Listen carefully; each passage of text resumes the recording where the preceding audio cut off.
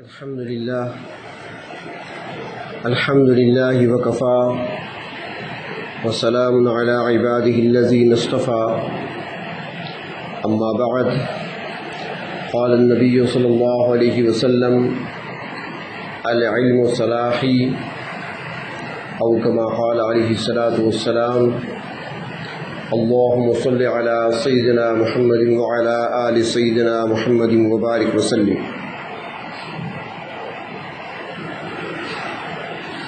ایک طویل حدیث شریف کی گفتگو ہو رہی ہے چند ہفتوں سے تسلسل کے ساتھ، اور آپ کو یاد ہوگا کہ آغاز یہاں سے ہوا تھا کہ داماد پیغمبر شیر خدا حضرت علی المرتضیٰ رضی اللہ تعالی عنہ نے نبی اکرم صلی اللہ علیہ وسلم سے سوال کیا کہ آپ کا طریقہ کیا ہے، تو اس کے جواب میں نبی اکرم صلی اللہ علیہ وسلم نے جو ارشاد فرمایا وہ 17 باتیں تھیں، ان میں سے کچھ پر بات ہو چکی ہے۔ آج کی اس مجلس میں جو عرض کرنا ہے وہ آپ صلی اللہ علیہ وسلم نے ارشاد فرمایا کہ العلم صلاحی، کہ علم میرا ہتھیار ہے۔ لوگوں کے پاس تو ہتھیار ہوتے ہیں نا، بندوق کی صورت میں، تلوار کی صورت میں، نیزے اور خنجر کی صورت میں، لیکن آپ نے فرمایا کہ میرا ہتھیار جو ہے وہ علم ہے۔ علم 2 طرح کا ہے، ایک کو علم الابدان کہا جاتا ہے اور دوسرے کو علم الادیان کہا جاتا ہے۔ علم الابدان وہ علم ہے جس کے ذریعے سے انسان کوشش اور محنت کر کے مادی چیزوں سے فائدہ اٹھانے کی صلاحیت حاصل کرتا ہے کہ کس طریقے سے میں نے مادی چیزوں سے فائدہ اٹھانا ہے اور کتنا میں فائدہ اٹھا سکتا ہوں، یعنی وہ چیزیں جو پیدا کی گئی ہیں انسان کے لیے اور مسخر کر دی گئی ہیں۔ اور علم الادیان میں وہ علم ہے کہ جس کے ذریعے سے انسان اپنے اندر وہ صلاحیت پیدا کر لیتا ہے کہ وہ اللہ تبارک و تعالی سے کس طریقے سے اور کتنا فائدہ اٹھا سکتا ہے۔ یا آسان لفظوں میں یوں سمجھیں کہ انسان مرکب ہے 2 چیزوں سے، جسم اور روح۔ جسم چونکہ زمین سے بنا ہے، مٹی سے بنا ہے، اس کی غذا بھی زمین میں ہے، اس کا لباس بھی زمین میں ہے، اس کی رہائش بھی زمین میں ہے، اس کی بیماری کی صورت میں اس کا علاج بھی زمین میں ہے۔ تو مادی چیزوں سے استفادہ ہوتا ہے جسم کو۔ تو علم الابدان وہ علم جو انسانی جسم کا دفاع کرتا ہے، انسانی جسم کی حفاظت کرتا ہے، انسانی جسم کی نشو و نما کرتا ہے اور انسانی جسم کو بیماریوں وغیرہ سے محفوظ رکھتا ہے، اور بیمار ہونے کی صورت میں اس کی صحت کے لیے تدبیر کرتا ہے، وہ علم الابدان ہے۔ اور اسی طرح انسان کے اندر روح پائی جاتی ہے، اور روح زمین کی پیدا کی ہوئی چیز نہیں ہے بلکہ امر رب ہے، اوپر سے آئی ہوئی چیز ہے۔ تو اب روح کی اصلاح کیسے ہوگی، روح کے اندر اچھے خصائل کیسے پیدا ہوں گے، روح کے اندر اخلاق حسنہ کیسے پیدا ہوں گے، اخلاق سیئہ کیسے دور ہوں گے، برائیاں کیسے نکلیں گی، بیمار ہونے کی صورت میں روح کا علاج کیسے ہوگا، روح ترقی کیسے کر سکتی ہے، روح کو چین کیسے آ سکتا ہے، روح سکون کیسے پا سکتی ہے. تو اس کے لیے جو علم اللہ تبارک و تعالی نے عطا فرمایا اس کو علم الادیان کہا جاتا ہے. انسان جو علم حاصل کرتا ہے، علم حاصل کرنے کے جو ذرائع ہمارے پاس ہیں ان میں سے سب سے پہلا ذریعہ علم حاصل کرنے کا وہ حواس خمسہ ہیں. کچھ چیزوں کو ہم دیکھ کر ان کا علم حاصل کرتے ہیں، کچھ چیزوں کے بارے میں ہم سن کر ان کے بارے میں علم حاصل کرتے ہیں، کچھ چیزوں کو ہم زبان سے چکھ کر ان کے بارے میں علم حاصل کرتے ہیں، کڑوی ہے، میٹھی ہے، پھیکی ہے، کیا ہے. کچھ چیزوں کو ہم ہاتھوں سے ٹٹول کر دیکھ کر ان کے بارے میں علم حاصل کرتے ہیں کہ نرم ہے، سخت ہے، ٹھوس ہے، مائع ہے، کیا ہے.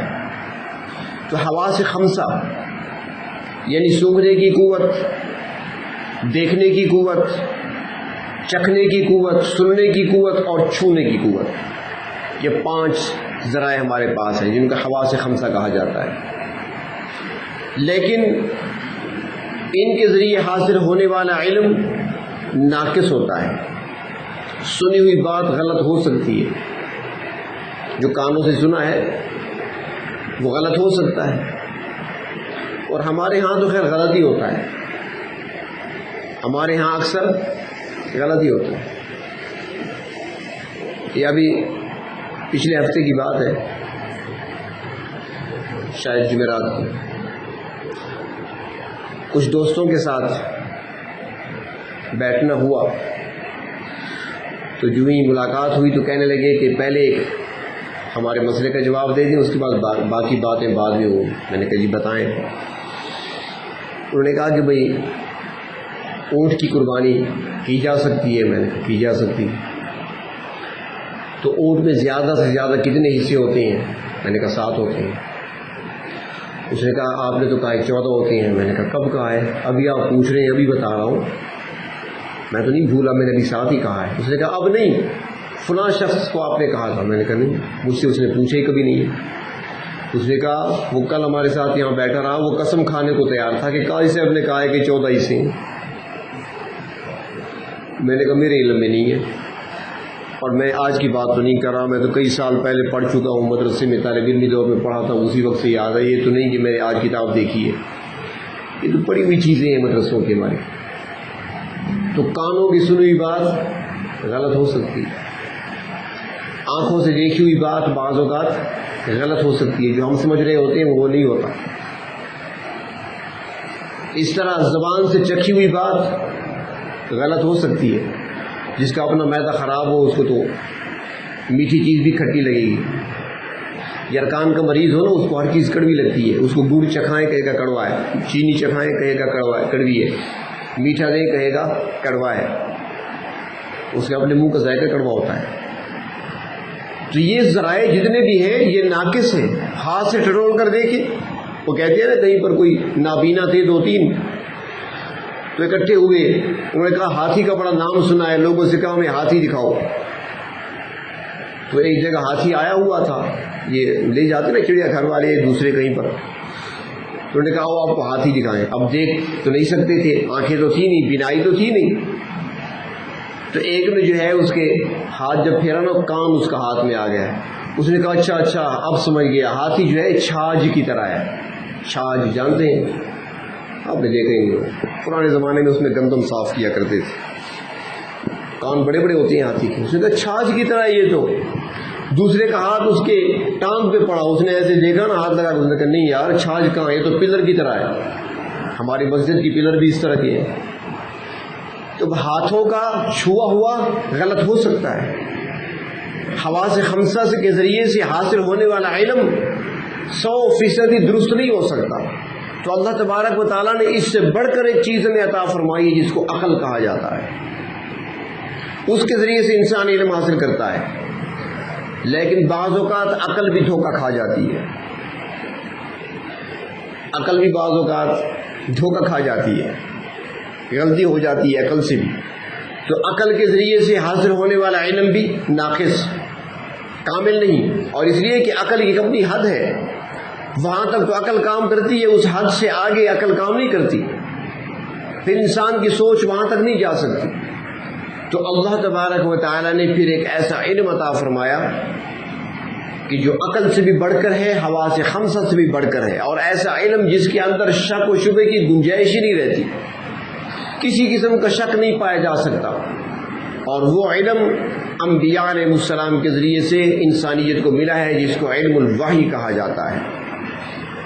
وہ علوم جو اللہ تبارک و تعالیٰ نے انبیاء علیہ السلام کے ذریعے سے انسانوں تک پہنچائے، حقیقی علوم وہی ہے، اور انہی علوم کو علم الادیان کہا جاتا ہے۔ اب دیکھیں دینی مدارس ہیں، وہاں بھی ایک کورس پڑھایا جاتا ہے، کتابیں پڑھائی جاتی ہیں، 8-9 سال وہاں بھی لگتے ہیں، شروع سے لے کر آخر تک کتابیں پڑھتے ہیں۔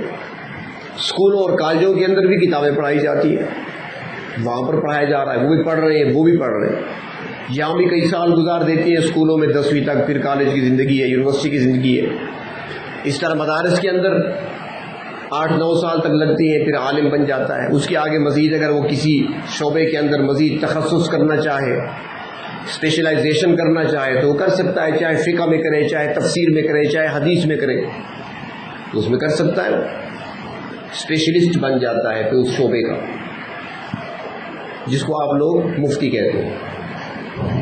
یہ مفتی نام سے نہیں ہوتا، اصل تجربے سے ہوتا ہے، یہ کورس کرنے سے نہیں ہوتا۔ یہ بڑی بڑی جو علماء ہوتی ہیں نا، انہوں نے مفتی کا کورس نہیں کیا ہوتا، لیکن مفتیوں کو خاموش کرا دیتے ہیں، تجربہ اصل چیز ہے۔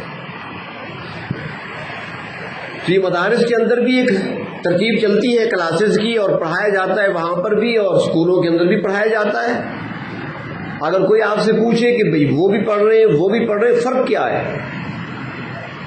وہ بھی پڑھ رہے ہیں، اس کو بھی علم کہا جاتا ہے، اس پڑھنے والے کو طالب علم کہتے ہیں، پڑھانے والے کو معلم کہا جاتا ہے، اور جو اسکولوں میں پڑھ رہے ہیں، اسکولوں اور کالجوں کے اندر پڑھنے والوں کو بھی طالب علم کہا جاتا ہے، پڑھانے والوں کو معلم کہا جاتا ہے۔ تو وہ بھی علم، فرق کیا ہے؟ یہ سوال آپ سے کوئی کرے اگر تو اس کا آسان سا جواب ہے کہ علوم 2 طرح کے ہیں۔ علم الابدان ہے جس کا تعلق جسم کے ساتھ ہے، مادی چیزوں سے فائدہ اٹھانا، اور ایک علم الادیان ہے، وہ علم جس سے انسان روحانی فائدہ حاصل کرتا ہے، اللہ تبارک و تعالیٰ کی ذات سے فائدہ حاصل کرتا ہے۔ تو اسکول اور کالج کے اندر جو پڑھایا جا رہا ہے علم ضرور ہے، لیکن علم الابدان ہے، اور جو مدارس میں پڑھایا جاتا ہے وہ بھی علم ہے، لیکن وہ علم الابدان نہیں ہے، علم الادیان ہے۔ یہ آسان سا جواب ہے۔ کچھ لوگ کہہ دیتے ہیں کہ وہ علم نہیں ہے، وہ علم ہے، وہ علم نہیں ہے، وہ علم ہے، دونوں علم ہے، انکار نہیں ہے، لیکن وہ علم الابدان ہے، اس کے ذریعے سے مادی چیزیں حاصل کر سکتے ہیں۔ لیکن افسوس یہ ہے کہ ہم نے وہ میدان خالی چھوڑ دیا۔ صلیبی جنگوں تک مسلمان بڑے کر و فر سے حکومت کر رہے تھے، ان کا اقتدار جو تھا بڑی قوت اور طاقت کے ساتھ جمع ہوا تھا۔ صلیبی جنگیں ہوئی، مسلمانوں کو فتوحات حاصل ہوئی، کفر کو شکست ہوئی، لیکن صلیبی جنگیں جیتنے کے بعد ہم سو گئے۔ صلیبی جنگیں جیتنے کے بعد ہم سو گئے، لیکن دشمن جنگیں ہارنے کے بعد جاگ اٹھا، اس نے کام کرنا شروع کیا، ہم سوتے رہے۔ آج ساری مشینری ان کے پاس ہے، مادی محنت ان کی زیادہ ہے۔ آج نقالی میں ہم کسی سے پیچھے نہیں ہیں، نقالی کے ماہر ہیں، لیکن باقی مادی وسائل سے استفادہ کرنا، اس بارے میں ہم نے غفلت برتی ہے۔ بحیثیت امت کے مجموعی طور پر سارے جواب دہ ہوں گے۔ کچھ لوگ کہتے ہیں ڈاکٹر عبدالقدیر نے ایٹم بنایا تھا، ایٹم بم بنایا تھا، اور میں تو یہ کہوں گا کہ ڈاکٹر عبدالقدیر نے وہ کام کیا امت کے لیے کہ شاید اس کی بخشش کے لیے وہی کافی ہو جائے۔ معمولی کام تو نہیں ہے، اگر اخلاص نیت سے کام کیا ہے۔ اللہ تعالیٰ نے روکا تو نہیں ہے ہمیں، مادی چیزوں کا تیار کرنا، اختیار کرنا ممانعت نہیں ہے، اس کی کرنا چاہیے۔ اللہ تعالیٰ تو خود حکم دیتی ہے کہ تمہارے لیے میں نے مسخر کر دیا، فائدہ اٹھاؤ۔ تو ہم سوتے رہے، دشمن جاگتا رہا، آج ہم ان کے محتاج کیوں ہیں؟ انہوں نے محنت کی ہے مادی چیزوں پر، آج وہ ہم سے آگے نکل گئے۔ علم الابدان کے اندر تو علم الابدان مادی چیزوں سے استفادہ حاصل کرنے کے لیے جو علوم حاصل کیے جاتے ہیں وہ بھی ضروری ہے، لیکن جو اصل ہے وہ ہمارے پاس روح ہے، جو اصل ہے وہ اللہ کی رضا کا حصول ہے، جو اصل ہے وہ ان چیزوں سے استفادہ ہے جس کے ذریعے سے بندہ اللہ کے قریب پہنچ جاتا ہے، جس کو علم الادیان کہا جاتا ہے، وہ ضروری ہے۔ تو نبی اکرم صلی اللہ علیہ وسلم ارشاد فرماتے ہیں کہ میرا ہتھیار کیا ہے؟ فرمایا کہ وہ علم ہے، العلم صلاحی، میرا ہتھیار وہ علم ہے۔ میدان جنگ میں بھی آپ نے اسی کو اختیار کیا۔ آپ دیکھیں غزوہ بدر کے موقع پر ایک مورخ جب تاریخ لکھنے بیٹھتا ہے نا تو وہ قلم پکڑ کے بیٹھ جاتا ہے، اور پڑھنے والا جب تاریخ کو پڑھتا ہے اور ان واقعات کو دیکھتا ہے تو اس کی عقل چکرا جاتی ہے، دماغ چکرا جاتا ہے، یہ کیا دیکھ رہا ہوں، کیا ایسا بھی ہو سکتا ہے، ایسا ہوا ہے؟ اور زمین و آسمان نے یہ منظر دیکھا ہے، سورج کی کرنوں نے یہ منظر دیکھا کہ یہ واقعتاً ہوا۔ 1000 کا مضبوط دشمن مقابلے پہ کھڑا ہے اور سامنے 313 ہے، لیکن صرف 7 تلواریں ہیں، 60 نہیں، 7 تلواروں سے 1000 کے لشکر کا مقابلہ کرنا مذاق تو نہیں ہے، صرف 7 تلواریں ہیں، مقابلہ کر رہے ہیں۔ حکمت عملی اللہ کے محبوب صلی اللہ علیہ وسلم نے ایسی اختیار فرمائی کہ ان 7 تلواروں سے 70 دشمن مارے گئے، اور 70 بھی ایسے ابو جہل جیسے پہلوان، صرف نام نہیں تھا، وہ نام کے سردار نہیں تھے، بڑی طاقت تھی اس کے اندر، بڑی قوت تھی اس کے اندر۔ جب وہ تھپڑ کسی کو لگا دیتا تھا کان چیرا جاتا تھا۔ طاقتور بھی تھے، جنگجو بھی تھے، لڑاکے بھی تھے، عتبہ، شیبہ، بڑے بڑے پہلوان تھے، نام رکھنے والے لوگ تھے۔ 7 تلواروں سے 70 مارے گئے اور 70 کو قیدی بنایا گیا۔ یہ وہ حکمت عملی ہے۔ جب دشمن کا لشکر آ رہا تھا تو 2 جاسوس پکڑ لیے گئے، صحابہ کرام نے پکڑ لیے، دشمن کے بندے تھے۔ جاسوسی کا نظام پرانا چل رہا ہے، آج کا نہیں۔ حکمت عملی کیا ہے؟ اللہ کے نبی صلی اللہ علیہ وسلم نے اپنے صحابہ کی تربیت کیا فرمائی۔ غزوہ خندق کا موقع جو تھا نا، بڑا مشکل وقت تھا، بڑا مشکل وقت تھا۔ خندق کھودی گئی، ٹھنڈی ہوائیں چل رہی تھی، سخت طوفانی ہوائیں، ٹھنڈی ہوائیں، سخت سردی، اور مسلمانوں کا حال یہ ہے کہ پیٹ پر بھوک کی وجہ سے پتھر بندھے ہوئے ہیں، کھانے کو کچھ نہیں۔ آپ نے دیکھا ہے، باقی اگر بھوک نہیں دیکھی تو سردیوں کے روزے تو دیکھیے نا، کیا کیفیت ہوتی ہے روزے کی حالت میں سردی میں، بھوک سے بندہ کتنا نڈھال ہوتا ہے۔ اور وہ کئی دن سے بھوکے اور خندق کی کھدائی بھی کر رہے ہیں، اور خندق بھی آسان نہیں تھی، پتھریلی زمین ہے مدینہ کی، پتھر ہے، چٹانیں ہیں اس کے اندر، اس کی کھدائی کی ہے، مٹی ڈھو ڈھو کر دودھ ڈالتے رہیں گے۔ لمبی چوڑی خندق، اور اتنی چوڑی کہ گھوڑا بھی چھلانگ نہیں لگا سکتا۔ تو اس موقع پر نبی اکرم صلی اللہ علیہ وسلم نے فرمایا، ٹھنڈی رات میں حضرت حذیفہ بن یمان رضی اللہ تعالیٰ عنہ کو فرمایا کہ جاؤ ذرا دشمن کی خبر لے کر آؤ، رات کا وقت ہے، ٹھنڈی ہوائیں، طوفانی ہوائیں، سخت سردی۔ حضرت حذیفہ لبیک چل پڑے، خندق پار کی، وہاں دشمن کے لشکر میں پہنچ گئے، جہاں پر ان کے بڑے بڑے سرکردہ لوگ مشورے کے لیے بیٹھے تھے۔ بیچ میں آگ جل رہی تھی، چاروں طرف آگ کے گرد بیٹھے ہیں، سخت سردی ہے، طوفانی ہوائیں ہیں، آگ کے گرد بیٹھے ہیں۔ ابو سفیان جو لشکر کا سردار تھا وہ بھی بیٹھا ہے، یہ بھی جا کر بیٹھ گئے، آگ سینک رہی۔ وہ کہتے ہیں، حضرت حذیفہ کہتے ہیں کہ ابو سفیان میرے بالکل سامنے تھا، اور میں بڑی آسانی سے اس کے ماتھے میں، اس کی پیشانی پر تیر مار سکتا تھا، لیکن اللہ کے نبی نے فرمایا تھا کہ حرکت نہیں کرنی، صرف حال لے کر آنا ہے۔ تعمیل حکم میں خاموش تھا، جی چاہتا تھا کہ ابھی تیر چلا دوں، بالکل سامنے بیٹھا۔ اچانک ابو سفیان نے کہا کہ بھئی ہم تو جمع ہوئے ہیں اہم مشورہ کرنے کے لیے، رات کا وقت ہے اور ذرا دیکھ لو سارے اپنے بیٹھے ہو نا، کوئی غیر تو نہیں گھسا ہوا ہمارے اندر، کوئی غیر بندہ تو نہیں آ گیا، ذرا چیک کر لو۔ حضرت حذیفہ نے دیکھا نا کہ ابو سفیان سردار نے اعلان کر دیا اب تو سارے پوچھیں گے، انہوں نے کیا کیا، اپنے ساتھ بیٹھے ہوئے کا ہاتھ پکڑ لیا، جلدی سے، اے کون ہو تم، اونچی آواز سے کہا تاکہ وہ بھی سن لے، کون ہو تم؟ اسے کہ یار مجھے نہیں جانتے، میں فلاں ہوں، فلاں قبیلے سے ہوں۔ اچھا ٹھیک ہے ٹھیک ہے۔ ان سے کوئی نہیں پوچھ سکا، پہل کر دی انہوں نے۔ یہ ہے وہ علم جو ہتھیار ہے، العلم سلاحی، اللہ کے نبی نے فرمایا یہ وہ اصل ہتھیار ہے۔ تو غزوہ بدر کے موقع پر 2 دشمن کے جاسوس پکڑ لیے صحابہ کرام نے، ان کو مار رہے ہیں، پیٹ رہے ہیں، بتاؤ کتنے بندے ہو، تمہارا لشکر کتنا بڑا ہے، کتنے مرد ہیں، کتنے جوان ہیں، کتنے سواریاں ہیں، وہ نہیں بتا رہے۔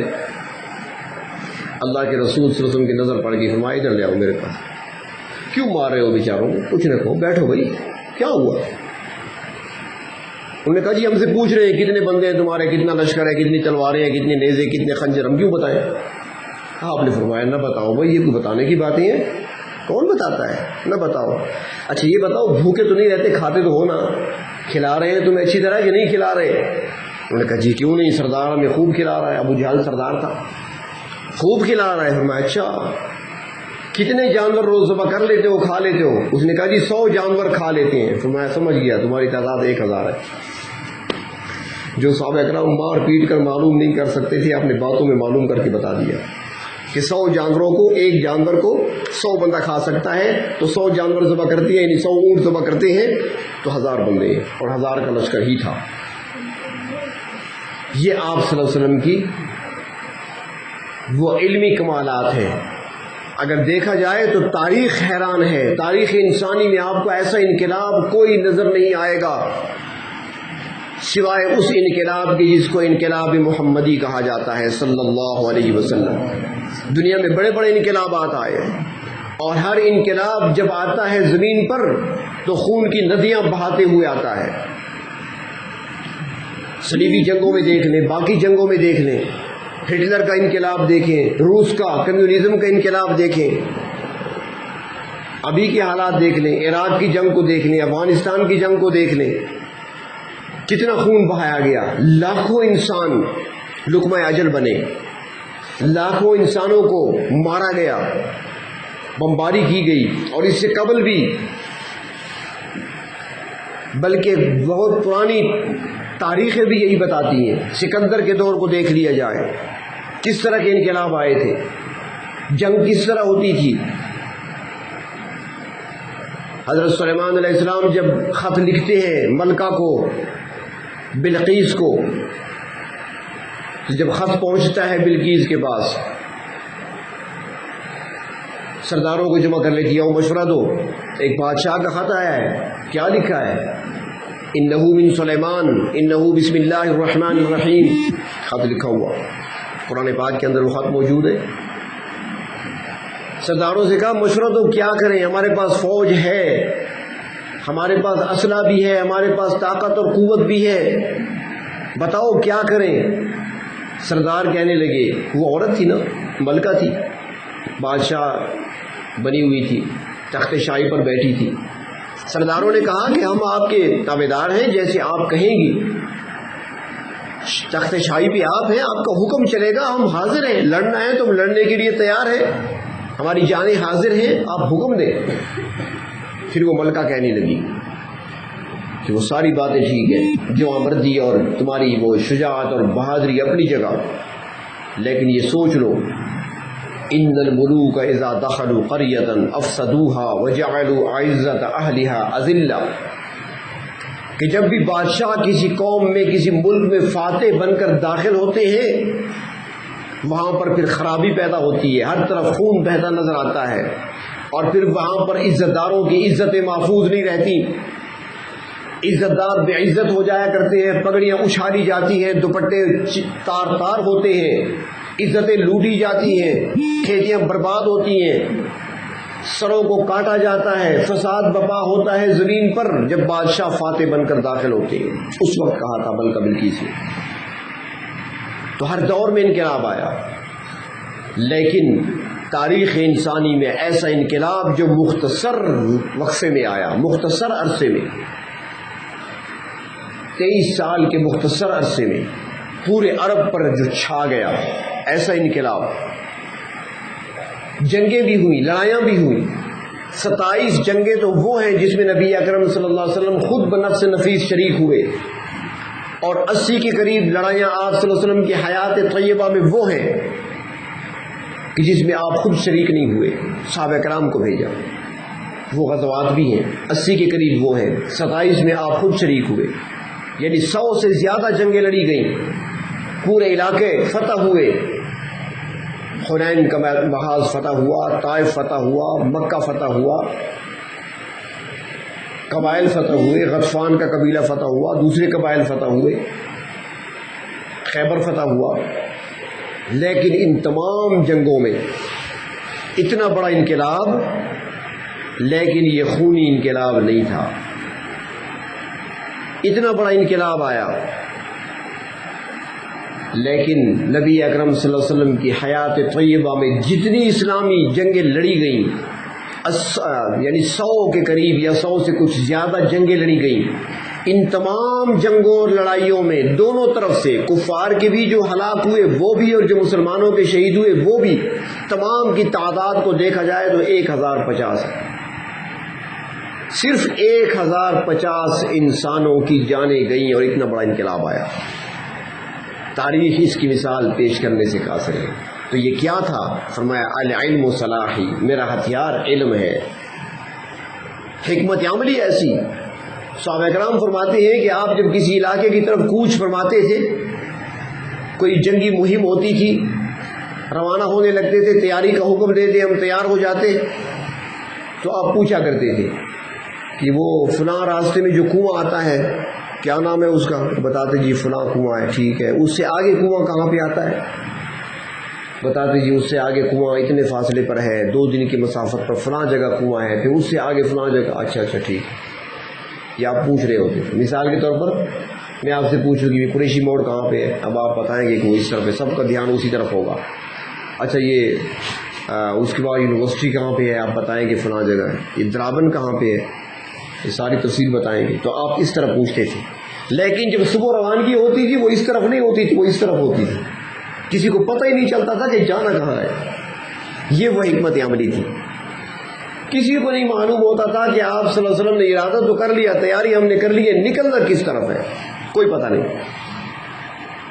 اور یہی چیز تھی کہ دشمن کو پتہ ہی نہیں چلنے دیتی تھی۔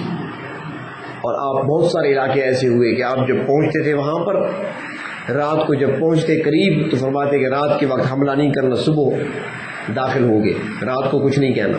آپ رات کو قیام کرتے، صبح اٹھتے تو بستی خالی ہوتی، لوگ بھاگ گئے ہوتے، پہلے سے مقابلہ نہیں کر سکتے تھے، بھاگ جاتے تھے۔ تو فرمایا کہ العلم صلاحی، میرا ہتھیار فرمایا کہ وہ علم ہے۔ تو آج ہم سے وہ علم گم ہو چکا ہے، آج علم کو ہم گم کر چکے ہیں۔ آج باتیں بہت ہیں ہمارے پاس، علم نہیں ہے، علم والا ہتھیار نہیں ہے۔ نہ علم الابدان ہمارے پاس رہا ہے اور نہ ہی علم الادیان ہمارے پاس رہا ہے۔ دونوں سے ہم ہاتھ خالی کیے بیٹھے ہیں، دامن خالی کیے بیٹھے ہیں۔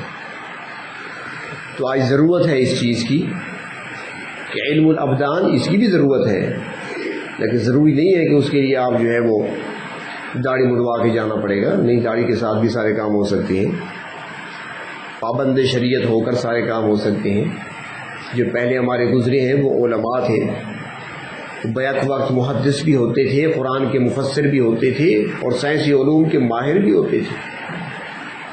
یہ کارناموں کی ابتدا جو ہے یہ ساری ہماری ہے، یہ بعد میں ساری چیزیں ہم سے چھینی گئی ہیں۔ ہم سوتے رہے صلیبی جنگوں کے بعد اور انہوں نے تیاریاں شروع کر دی، ورنہ آغاز ہمارے آباء و اجداد نے کیا تھا۔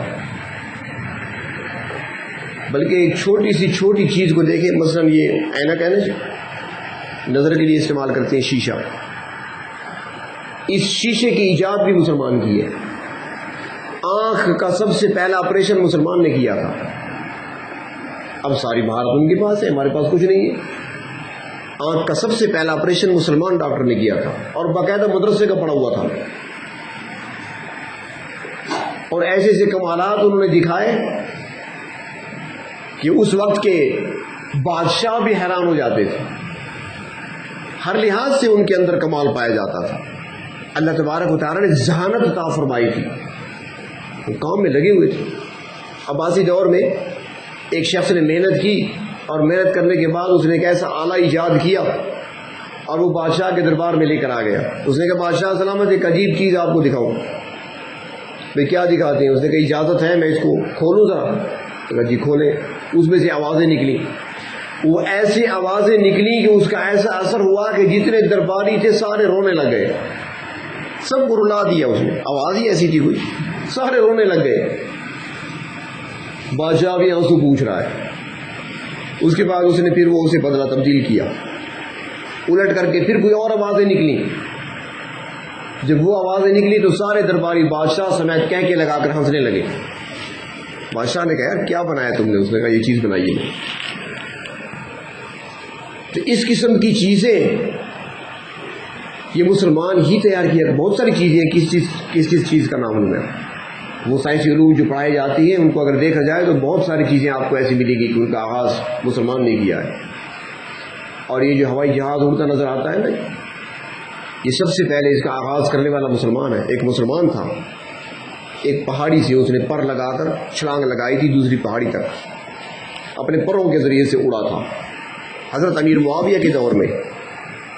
یہ جہاز بعد میں بنا ہے لیکن آغاز اس وقت ہو چکا تھا. بحری جنگی جہاز اور بیڑے مسلمانوں کی ایجاد ہے, لیکن ہم نے وہ اپنے آباء و اجداد کی جو دولت تھی اسے کھو چکے ہیں. ہم عیش پرستی میں مبتلا ہو گئے. ہم نے سوچ لیا کہ میرے کرنے سے کیا ہوگا, سارے ایسے ہیں. اب کسی سے آپ کہیں نا بھئی آپ بجلی چوری کیوں کرتے ہیں, جواب کیا دے گا؟ یار سارے ہی کرتے ہیں. بھئی ساروں کے ساتھ تمہارا کیا تعلق ہے؟ سارے کرتے ہیں تو آپ تو نہ کہیں. آج ہمارا حال یہ بنا ہوا ہے. ایک بادشاہ نے اپنی رعایا کی بڑی تعریف کی تھی وزیر کے سامنے. وزیر نے کہا بادشاہ سلامت اتنی تعریف نہ کریں, میں جانتا ہوں ان کو. تو اچھا کیا میری رعایا ایسی نہیں ہے؟ میری ہر بات پہ لبیک کہنے والے نہیں؟ اس نے کہا ہر بات پہ نہیں. اس نے کہا وہ کیسے؟ اس نے کہا امتحان لے لیں پتہ چل جائے گا. امتحان کیسے لیں؟ فیصلہ ہوا کہ باہر ایک تالاب بنا لیتے ہیں. تالاب بنایا گیا بہت بڑا. اس زمانے میں ہر گھر میں دودھ کے لیے جانور پالے جاتے تھے. اب بھی دیہاتوں میں ہوتے ہیں ہر گھر میں. ہمارے ہاں تو خیر جگہ ہی نہیں ہے, اب بندوں کے رہنے کی جگہ نہیں ہے, جانور کہاں باندھے جائیں. مرلوں کے حساب سے مکان ہے, پہلے کنالوں کے حساب سے مکان ہوا کرتے تھے. اگلا دور تو شاید فٹوں کے حساب سے ہوگا کچھ جو قیمت چل رہی ہے, فٹ کے حساب سے بانٹا جائے گا. 5 فٹ فلاں بھائی کے اور 6 فٹ فلاں بھائی کے. تو جانور ہوتے تھے ہر گھر کے اندر, دودھ گھر کا ہوتا تھا. تالاب تیار ہوا, بادشاہ کی طرف سے اعلان کرایا گیا کہ آج رات ہر شخص اپنے گھر سے 1 گلاس دودھ لائے اور تالاب میں ڈالے. بادشاہ کو دودھ چاہیے. ہر شخص اپنے گھر سے 1 گلاس دودھ کا ڈالے گا. اعلان ہو گیا. اب میں نے سوچا یار یہ سارا علاقہ جو ہے, پورا شہر 1 گلاس دودھ ڈالے گا, پتہ نہیں کتنے من کتنے ٹن دودھ ہوگا تالاب میں. اگر میں 1 گلاس پانی کا ڈال دوں تو کیا فرق پڑتا ہے؟ پتہ ہی نہیں چلے گا. تو میں پانی کا گلاس لے کر گیا, ڈال دیا. اور جو بات میں نے سوچی تھی وہ آپ نے بھی سوچی, وہ دوسرے تیسرے نے بھی سوچی, چوتھے پانچویں نے سوچی. ہر بندے نے یہی سوچا کہ میرے 1 گلاس پانی سے کیا ہوتا ہے, جب سارے اتنا دودھ ڈالیں گے. تو وہ کرتے کرتے تالاب تو بھر گیا. جب صبح بادشاہ اور وزیر چیک کرنے گئے تو سارا تالاب پانی سے بھرا ہوا تھا. تو یہ نہ سوچا کریں کہ میرے کرنے سے کیا ہوگا. جب ہم یہ سوچیں گے, ہر بندہ یہ سوچے گا, تو پھر سب کی سوچ یہی ہوگی. اور جب ہر بندہ یہ سوچے گا کہ میں نے دودھ کا گلاس ڈالنا ہے, باقی دنیا چاہے پانی ڈالے چاہے کچھ بھی ڈالے, میں نے اپنا کام صحیح کرنا ہے, تو اس طریقے سے سب کی اصلاح ہوگی. لیکن ہم نے برائیوں میں ہمیشہ دوسروں کی مثال دی ہے اور ہم نے نیکیوں میں کبھی کسی کی مثال نہیں دی. ہم الٹا چلتے ہیں. اگر کوئی کہے کہ بھئی آپ نماز کیوں نہیں پڑھتے، اتنے سارے لوگ اور بھی تو نہیں پڑھتے نا، اب ان کی طرف دیکھے گا، یہ نہیں سوچے کہ آخر جو مسجد میں کھڑے ہیں وہ پڑھتے تو ہیں نا، ہمیں وہ مثال دینی چاہیے، نہ کہ وہ دوسری مثال، برائی کی مثال نہیں دینی چاہیے، نیکی کی مثال دینی چاہیے۔ تو آج ہم یہ چیزیں جو اسلاف سے ہمیں ورثے میں ملی تھیں، ہم نے ان کو ضائع کر دیا، تو آج ہمارے لیے ترقی کے راستے بند نہیں ہیں، راستے کھلے ہیں، ہم نے راستوں پر چلنا ہی چھوڑ دیا، ہم خود ہی تھک کر بیٹھ گئے۔ ہمیں چلنا چاہیے، زندہ قوموں کی طرح چلنا چاہیے، اور جب ہم چلیں گے ان راستوں پر، لیکن اس کے لیے شرط یہ ہے کہ اپنے اسلاف کی تاریخ کو اپنے سامنے رکھنا ہوگا۔ جب ان کی تاریخ کو سامنے رکھ کر ہم چلیں گے تو آج بھی وہ راستے ہمارے لیے روشن ہوں گے، اور آج بھی ہمیں وہ منزل قریب نظر آئے گی جو شاید اب ہم سے گم ہو چکی ہے، لیکن اپنے اسلاف کی طرف نظر دوڑانی ہوگی۔ غالباً گزشتہ سال 14 اگست پہ میں نے عرض کیا تھا کہ وہ قومیں دنیا میں کبھی ترقی نہیں کر سکتی، وہ قومیں کبھی بھی دنیا میں اپنی منزل کو نہیں پا سکتی جو اپنے اسلاف کے طریقوں کو اور اپنے اسلاف کی تاریخ کو گم کر بیٹھے ہوں، جو اپنے اسلاف کے طریقوں کو اپناتے ہوئے اور اپنی اسلاف کے تاریخ کو اپنے سامنے رکھتے ہوئے قدم بڑھاتے ہیں، وہ منزل کو بھی پا لیتی ہیں، وہ ترقی بھی حاصل کرتے ہیں۔ تو علم وہ سب سے بڑا ہتھیار ہے جس کے بارے میں اللہ کے نبی نے فرمایا العلم صلاحی، کہ میرا ہتھیار، فرمایا کہ وہ علم ہے، اور اس علم کے ذریعے سے ہی آپ صلی اللہ علیہ وسلم نے دنیا میں اتنا عظیم انقلاب برپا کیا مختصر سے عرصے کے اندر، جس کی مثال لانے سے دنیا قاصر ہے۔